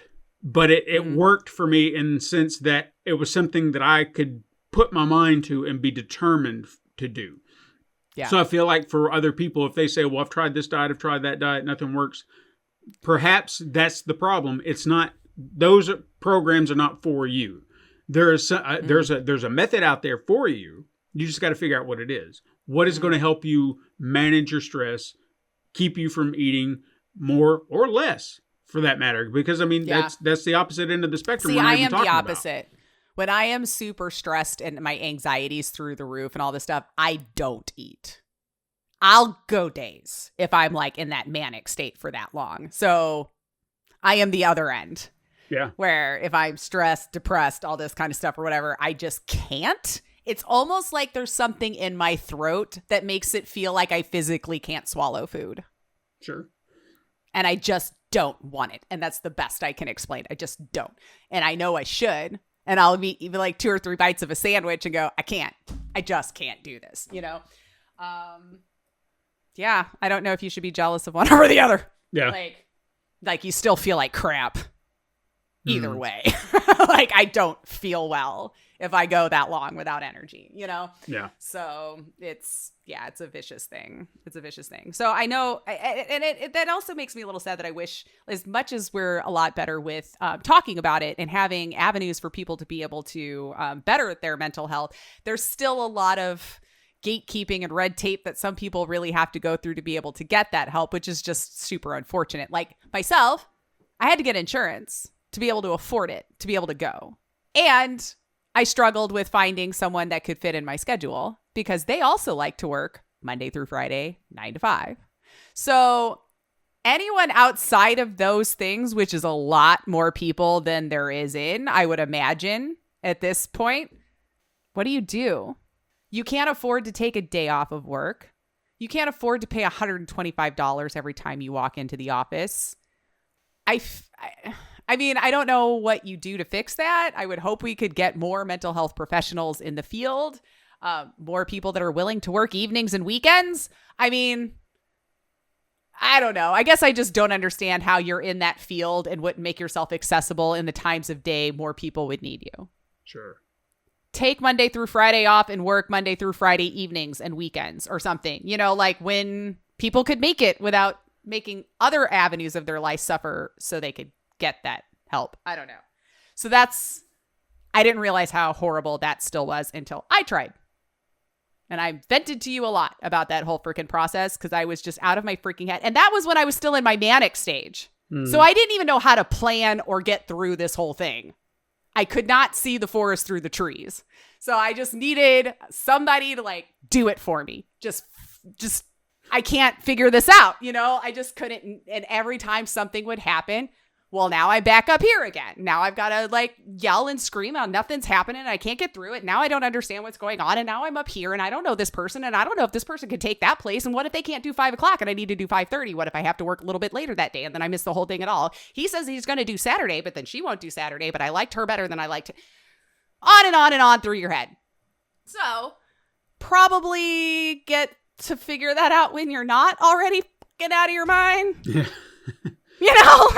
Make it a little easier because if you need mental health help and you're fucking out of your head, how am I even going to figure out your red tape, your bureaucratic bullshit that I need to go through to make it happen? Or I'm only down to 5 people because that's the only people insurance will cover. And what if those 5 places doesn't have someone that works for me? That's a whole new anxiety to give people. Yeah. Now, maybe I made it sound harder. I don't know. Maybe a lot of you just are sitting there going, or some of you are going, shit, I needed to. And, I still say try. Sure. This is probably the first time in my life I felt more at peace about me. First time I've understood any of it. So I recommend it. Yeah. To anybody, even if it's not because you have anything. Sometimes you just need to talk. You need somebody a little bit more reasonable than you sometimes to be able to talk things through or not, up here. And it takes forever to find someone good. I get that too. I've tried since I was 18. Just now found someone I would see more than 4 or 5 times in a row. It sucks. It's hard. I acknowledge that. But if it could help, I don't know. I just wish we could make it easier. Just part of a physical. Yeah. How you need to get that done every year or something, check up on that. Because as much as we're talking about, I still don't think and this is my own personal experience, right? You may listen and go, nope. I see all these examples where it's working and great. I just feel like I don't see it as accessible still. I mean, we're hawking better health. All of you YouTubers that are now, did we get amnesia from 2 or 3 years ago? I know, right? Because I want to, maybe it's been longer. Again, I don't know how time works, but I know when I was streaming, it was a big deal. Everyone was taking BetterHelp sponsorships and it was coming out just I don't even think I need to tell anybody. It's just garbage. Just a garbage company. Some of them aren't even licensed therapists. Some of, and if you use them and you like them and it helps you, then great. But when I see all of these YouTubers I respect even taking the sponsorships and hawking it, I'm like, man, look. And big people. Do we... I don't know. I'm just beside myself. Yeah. Because we just went through this so many years ago about just how bad it really was. And then from what I'm hearing, it's not improved. I think they just finally found a groove where enough people forgot and then got enough people to start hawking it again. And so people need it. They want these services. I feel like they're preying on the people who do. It's just another avenue for bad people to take advantage. And then the therapists are not even that well taken care of, from what I understand either. Some of them are just struggling to even get their paycheck or anything from times that they did log in, if they did. And I don't like therapy over the phone or the Zoom or the Skype or the whatever. I did it once and it just felt awful. Yeah. I didn't feel like I was in a good element. I'm still stuck in the same place that I'm stuck in my head. You need to get out of your place. I don't know. And it just feels different to be able to talk to someone in person. Sure. than online. And if it helps you and you need that and you're in a pinch, then fine. But I don't think I would get well if I was 100% having to do my therapy online. Personally, I would have quit. I hated it the one time we had to because she got COVID. So I was like, okay. So we did it over the phone, and I hated it. Yeah, I couldn't do it over the phone. I have this. I just don't like talking on the phone. I'm the same way though. Yeah. Because I think I've been stuck on so many long calls for extended periods, and I'm talking like hour-long phone calls where someone just wants to talk. And I'm glad that they feel the need that they can call me and vent, but then I'm just sitting there on the phone with this thing pressed against my head for an hour, just going, Is that right? Oh, that's terrible. I'm sorry. Yeah. And I just, God, I feel trapped. And I've tried to tell people that too. It's like, no, it's not you. Yeah. I'm no offense to you. You're still number one in my book, but I don't want to talk to you on the phone. Yeah. Message me or something. I don't give a damn. I just do not want to talk to you over the phone. Nothing personal. Just I don't want it. Yeah. That's funny because I am the same way. Like the worst part of my workday is when I have to make calls. I'm like, God damn it. So I try to do it first thing in the morning. So it's just out of the way, done. I don't have to worry about it, like if that went away, my job would be 100% perfect, It can't be. But yeah, actually, I think you could have the opposite effect because my niece, she's very ADHD and we've noted about her since she was like 7 or 8 years old. When her and I try to talk on the phone, I don't think either of us know what either person said. It's like we're both fighting for the time to talk. And it's just like, now that I know, it's more hilarious when we talk on the phone. Now that she knows also, like now we catch ourselves going, do we even know what anybody is even saying anymore? She's like, nope, we both just, and we'll just keep talking over each other. That's what's hilarious because we're both like, nope, you got to interrupt last time. So this time's mine. And we'll just keep talking. And then we've missed the whole thing. I'm like, well, we got nowhere, but it was good to talk to you. Yeah. I guess talk at you or whatever. So it's it's a struggle because like I don't want to pay attention, and I'm trying to because it's rude to not, I don't know. It's that's kind of a highlight of my day now. When I see her call, I'm like, oh boy, here we go. And she's only going to talk to me for the length of her car ride because once she's around other things that's moving, she's out. She's done. She's done with the phone. Like hers is bad. Like mine is bad, but hers is like she legit can't get shit done unless she's medicated. Like her, and I don't know that I will, but we'll see. Yeah, I don't know. I felt like it was something I wanted to kind of chat about because it was just something that I never would have expected. Checked off so many boxes that made so much sense in my life that like, I don't know. It just felt good to finally understand the things that I just kept saying my entire life. I don't know why. I recognize it's stupid. I don't know. If only we could get the rest of the world on board. That's the thing. Yeah, and you know what, though? It's still my problem. Well, yeah, but I mean, acknowledging that people, they are the sum of their mental capacity. So how you act, it's not anything personal, or at least most of the time, I wouldn't imagine it's anything personal. You are reacting based on the way your body is telling you to react. And if you... It's like the fight or flight response. This is an immediate brain response. You either run or you're going to stay and fight. You cannot control that. You can be the bravest person in the world and lock up. And it's because your body and your brain have constructed the signals and saying, this is what we have to do. Lock it down. This is trauma. Stop. Yeah. So does that make you a wimp or a weakling? No. You cannot help how your body reacts. No. And that's the shit that I wish people could get away from. Stop saying, oh, you're just chicken. No, they could not help it. The things you do sometimes cannot be helped. And this is not a blanket statement to condone bad behavior. I'm just saying no. that you cannot control how your brain responds to things. Yes. You can. People just have a little more empathy before they get mad. Right. You can mitigate it. You can try and control it. But again, it goes back to mental health and trying to better yourself, understanding how your brain functions. And that is what I wish that I had 20 years ago. because I feel Oh, like God. a lot of choices that I have made over the years would have, I don't know, it would Yeah. have went so much better, Mhm. but I didn't. And now I try to impart that on other people. Like when they're frustrated or things like that, I get into conversations and they're just like this, like that. And they just don't understand. And I'm just like, well, here's what I can kind of understand from the situation. This is what I'm going to tell you. You cannot help how you react. Same with grief. That's the other thing too. Yeah. That's a big bag for anybody. Yeah.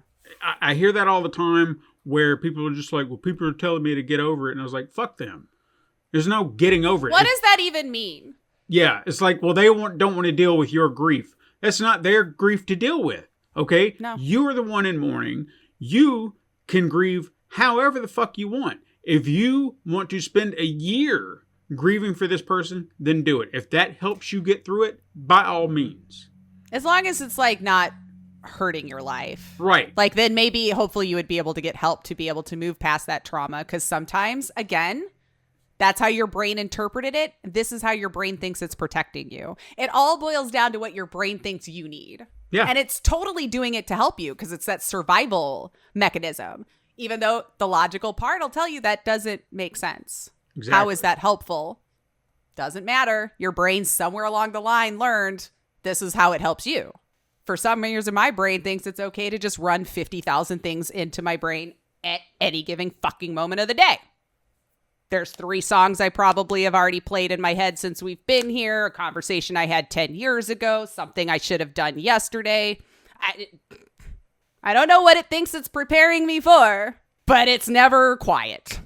Because that's something I was blown away by. I know, and I asked you this too. Because I was like, people, and I want all of you to like play along and be honest though. Like when you get up in the morning, you know, you're starting your day and everything. Like, what, if anything, is going on in your head? And I've been wanting to take this little survey because I literally just found this out, 2 weeks ago when I asked you the same question? Mm-hmm. How long ago it was? Again, Something we've like that. established. I don't know when things happen. But come to find out, like, people can not think about things. And I just went, what? They're like, well, I'm not really thinking about anything. And I'm like, how? That I can't wrap my brain around how that's even possible. To have like nothing, you're thinking about nothing. The instant I'm awake, there's like 3 things already that I'm thinking about, which is why I never fall back asleep. Because for some reason, all right, we're awake. It's time to go through this shit that doesn't matter about anything, but we're going to do it. You guys, I'm blown away. If there are those of you out there that have this ability to just not think of things, that's goals. That's goals. Sure. Which is why I'm curious about the medicine. However, it's not really tested on women as often. And since this is why I'm scared of it. I'm already a anxious, high-strung individual. It is a stimulant they give you because it's a dopamine problem. Our brain isn't producing enough of it for us. Everything seems to come down to dopamine anymore. Like all of these things I'm reading about different mental health issues, it's just like our brains doesn't produce it. And so that's why I think it's like always like, well, over here, well, over here, well, over here, well, over here. We're looking for something. Like what's going to give us the dopamine hit, you know? But most men, it's more like I'm moving. I can't stay seated. I'm jittery. For us, it's in our head mostly, which is why I think women never get caught. Is what her theory was too, is because like it's mostly internalized. And sorry about it, when I grew up in society, women are treated one way, men are treated a different way. We learned we're supposed to be more quiet and demure and the more reasonable and the blah blah blah, and boys will be boys, they're allowed to run around and do all, you know. So you have that in your head to just be like, I can't do that, I get in trouble every time I do that. And when it's all going on in my head, you don't know shit's happening. I thought it was normal.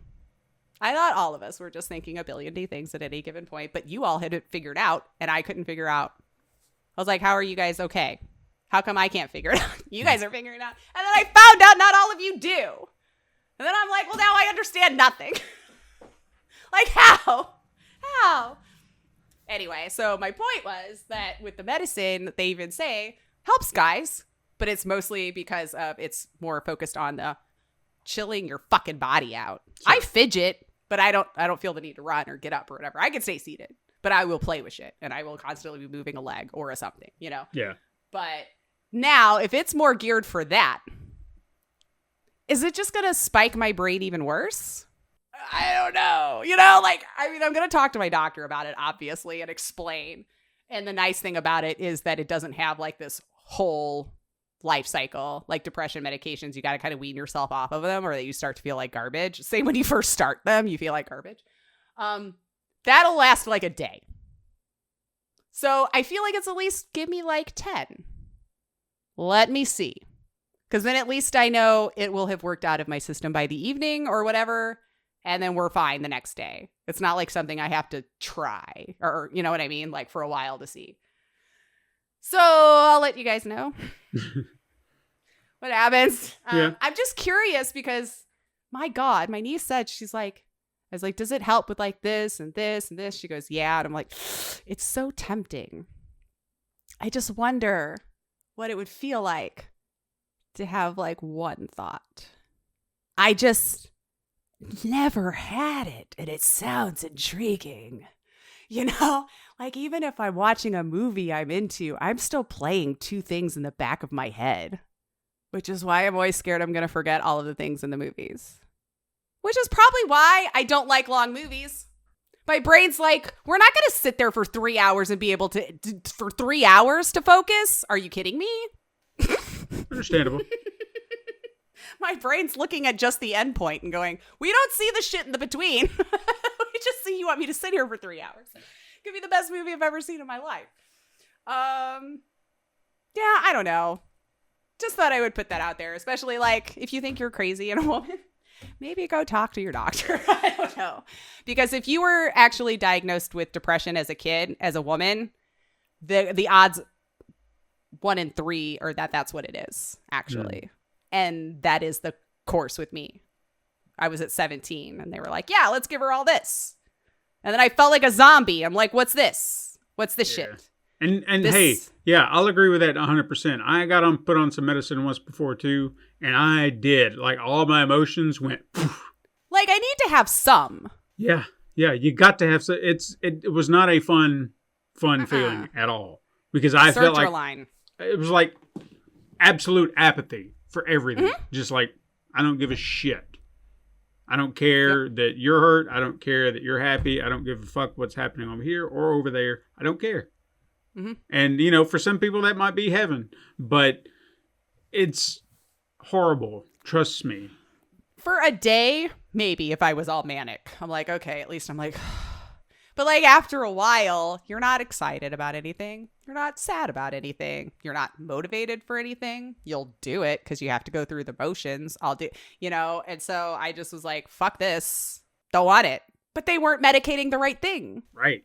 And that's the other part of this too, is if you happen to be told you need medication, talk to your doctor if it's not working as intended. If you do not feel right, then you need to say something. Don't just sit on it, because I think I did. And I thought, I guess this is what I have to do. But again, it was my first time on any kind of antidepressant, and I was just so shut off. Well, in that it our was day and age, we didn't talk about that shit though either. No. So I wish I'd have said something, but I don't know if it would have helped. The entire talking to a therapist experience that I did have was good. Like I will admit that it helped me understand myself a lot more.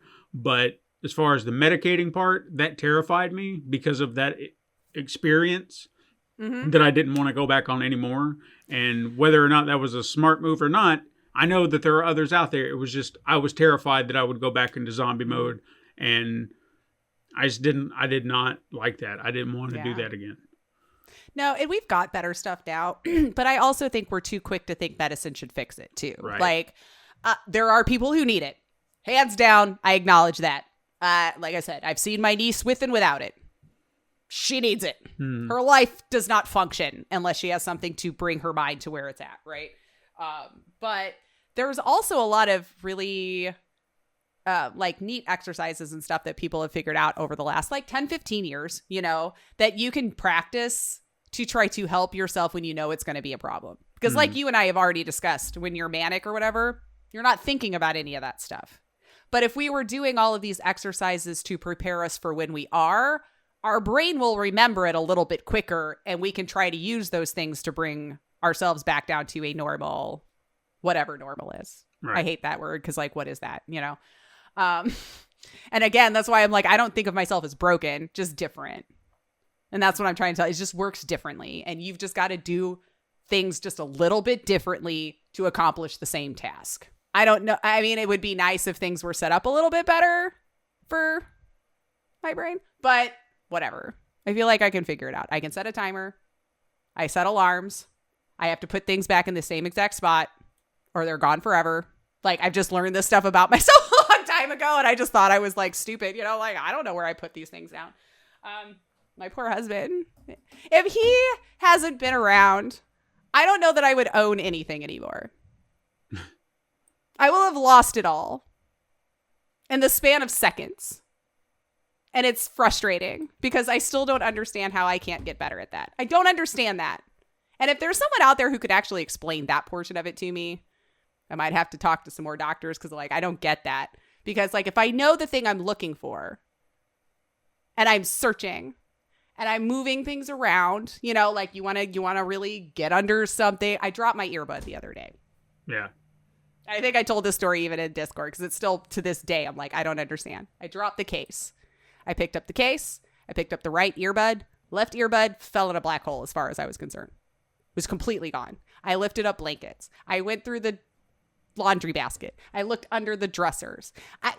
45 minutes goes by. I am now mad and frustrated and upset, and I need to just go. Because I was going to go to the studio. I'm like, I just need to leave because now I'm just not going to have enough time because 5 minutes that man went in there. That's all I'm going to say. And this has been a consistent thing through our whole life where I'm just like, he knows once I've gotten to the point where I just can't look anymore. Like, my demeanor changes. I am frustrated. I am pissed at myself.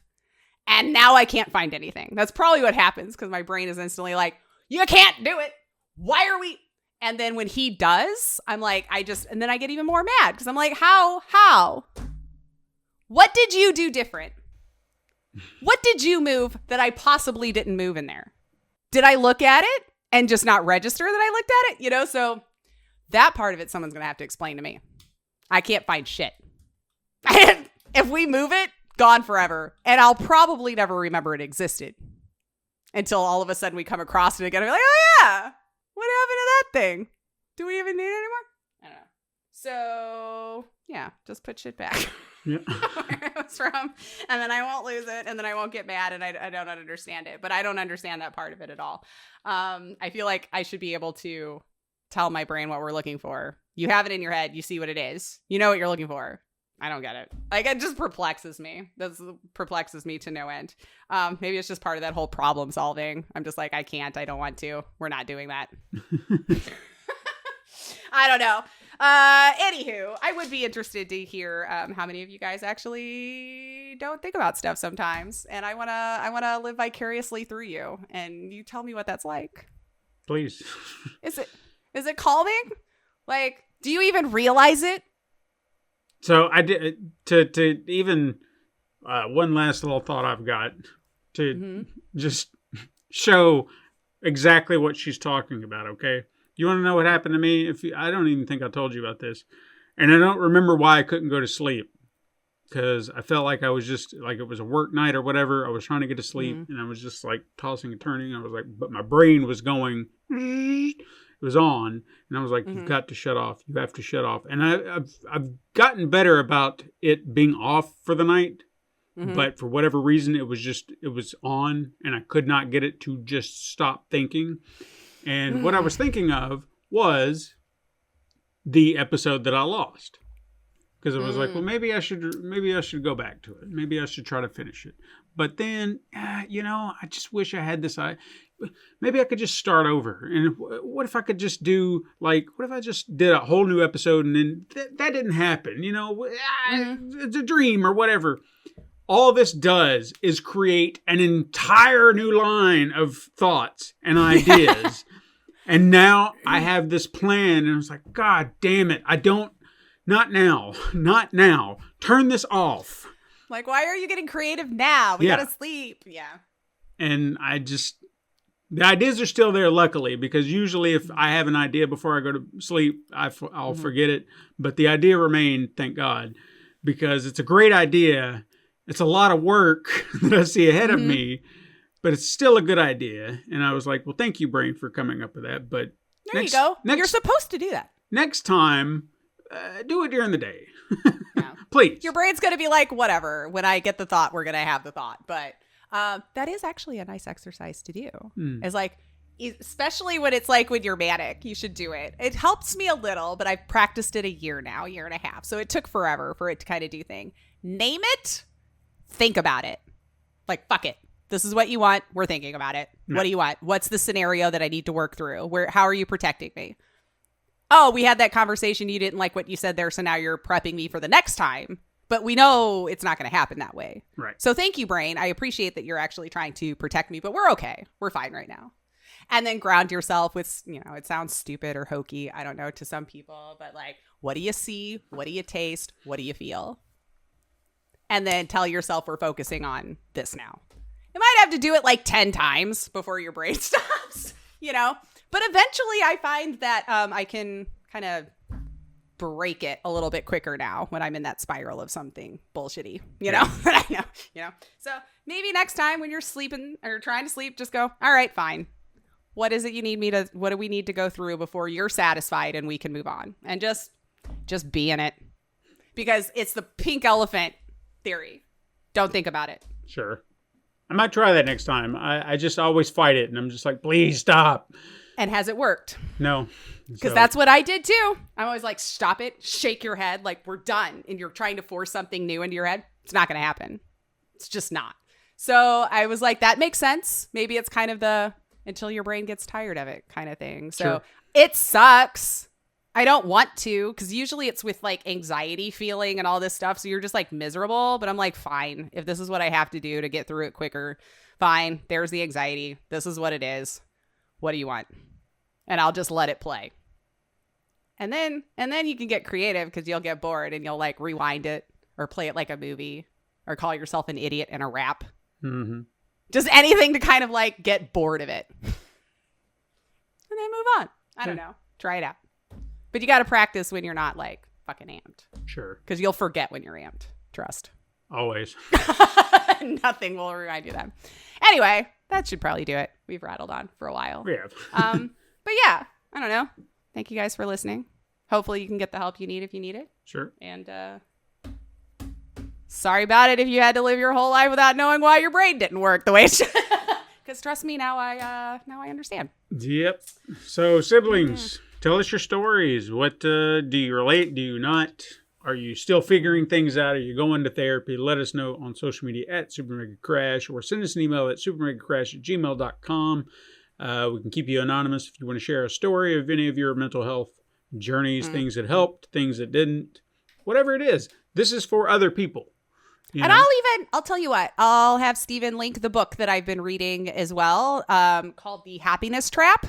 And it has lots of exercises in there that I think anyone can utilize, whether you have issues or not. Everyone gets depressed every once in a while. It's an emotion we all have. Mm-hmm. And it's helped. Whatever helps. That's what I say. A book helped me through my weight loss journey. So see, books There you go. are helpful. This is my next one. How to ADHD. Yep. See? It's right here. From Jessica McCabe. She actually has a YouTube channel that I recommend also. So FYI for people. I'll link that down below too. Support the show over on Patreon,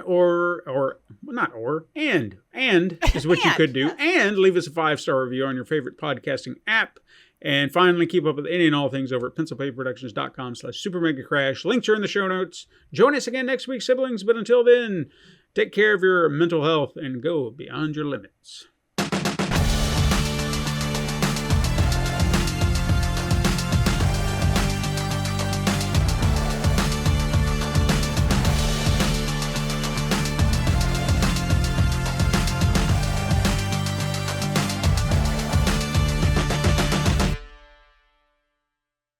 This has been a Pencil and Paper Podcast Network production.